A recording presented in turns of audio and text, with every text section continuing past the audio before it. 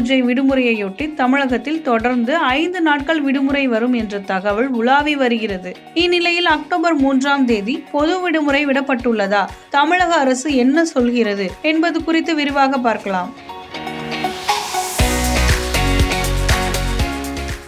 தமிழகத்தில் மாணவர்களுக்கு காலாண்டு தேர்வு முடிந்து பள்ளி விடுமுறை அளிக்கப்பட்டுள்ளது. இந்நிலையில் அக்டோபர் 1ஆம் தேதியான இன்று ஆயுத பூஜை கொண்டாடப்படுகிறது. இது அரசு விடுமுறை நாளாகும். 2ஆம் தேதியான நாளை வியாழக்கிழமை காந்தி ஜெயந்தி மற்றும் விஜயதசமி என்பதால் அன்றும் அரசு விடுமுறை நாள்தான். இதன் பிறகு அக்டோபர் 3ஆம் தேதி வெள்ளிக்கிழமையும் விடுமுறை என்றால் அடுத்து வரும் 4ஆம் தேதியும் 5ஆம் தேதியும் சனி மற்றும் ஞாயிறு என்பதால் மாணவர்களுக்கு தொடர்ச்சியாக 5 நாள் விடுமுறை வரும். அதனால் அக்டோபர் 3ஆம் தேதி பள்ளிகளுக்கு விடுமுறை என தமிழக அரசு அறிவித்துள்ளதாக தகவல் வைரலாகி வந்தது. இதனால் மாணவர்களும் அரசு ஊழியர்களும் சந்தோஷத்தில் குதித்தனர். அது மட்டுமல்லாமல் அக்டோபர் 3ஆம் தேதி ஒரு நாள் மட்டும் லீவு சொன்னா போதும், 5 நாட்கள் தொடர்ந்து லீவு கிடைக்கும் என்ற ரீல்ஸும் சமூக வலைதளங்களில் வைரலாகி வந்தது. இந்நிலையில் இது குறித்து தமிழக அரசு அதிரடியான அறிவிப்பு ஒன்றை வெளியிட்டுள்ளது. அதில் அக்டோபர் 3ஆம் தேதி பொது விடுமுறை அல்ல, இது தொடர்பாக தமிழக அரசு எந்த அறிவிப்பும் வெளியிடவில்லை என்று TN ஃபேக்ட் செக் எனப்படும் தமிழ்நாடு